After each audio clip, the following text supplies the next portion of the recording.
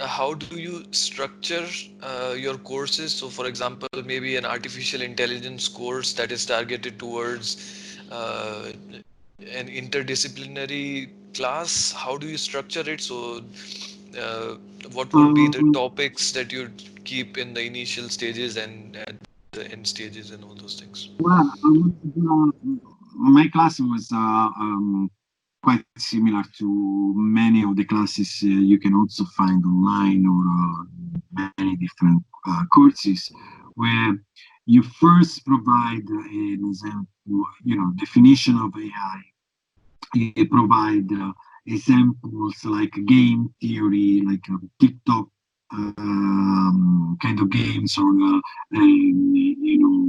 Powerful or Battleship, this kind of AI games that we know. Yeah. So you provide an insight on how they can be solved, and then you go for search techniques, basically like graph, trees. This comes the representation part, right? You need to represent that, and one way is graphically by using graph of trees in order to understand how the system moves, right? Constraints and stuff like that. Then you go for the different kind of games where you have adversarial games. So there is another user. Now you have to take into consideration what the user will do, their user, the opponent. Then you have machine learning. So you try to show that you can design an algorithm that, because search is like an algorithm that takes data or states and evolves the system by replicating the state with an action, right? And so it has a Hmm. set of Yeah. action, it's a tree out of it, or a graph. In machine learning, you have a set of data and you try to extrapolate something out of it, learn Yes. something. So you need to infer, to make the inference of be able to infer from the raw data some knowledge which is related to this data, right? You can get from this data.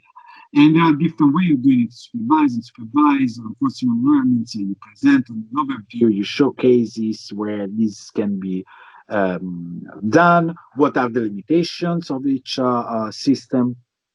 And typically, it comes here Deep Blue, the chess program, and you show that part was search, part was it was obviously an adversarial system. Um, you can show that there is heuristics that have been encoded within the system, because there is a game, you have rules, and you can encode some heuristics. There is a part where there is a data set of opening or closure that you can pick and they will work. There is the middle game where you need to do search and you can learn how to do this search. Okay, and then AlphaGo, in another game, very, very complex, how they could learn how to decide what kind of action, and to decide if that action was leading to a win or a lose. And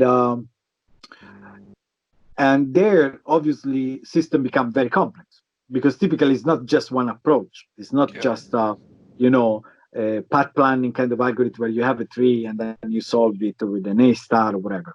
It becomes a complex things. Is You start seeing heuristics, and then search, and then learning, and then there is minimization of some cost with path, and then there is some decision making things coming in, and different model for learning, different functions and stuff like that. So becomes very complex, very easy.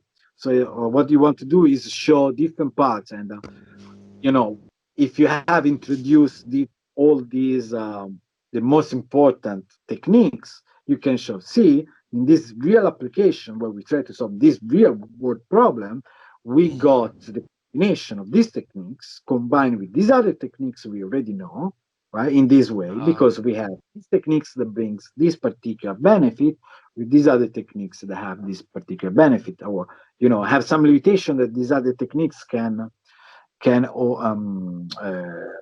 take care of. So that's the idea of how you present, in order to make it more interesting, to show some real applications that came out, and to to the students to know, to be able to talk about these systems, because are quite famous, and they should have an overview of these systems clear in the, although they might not understand all the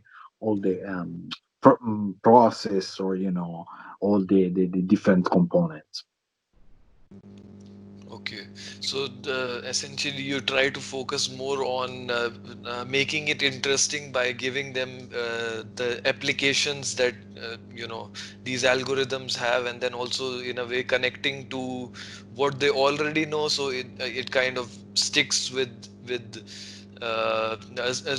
it kind of stays in their memory as well, because you're kind of exploiting the nature of the neuronal arrangement in their brains to kind of help them learn better.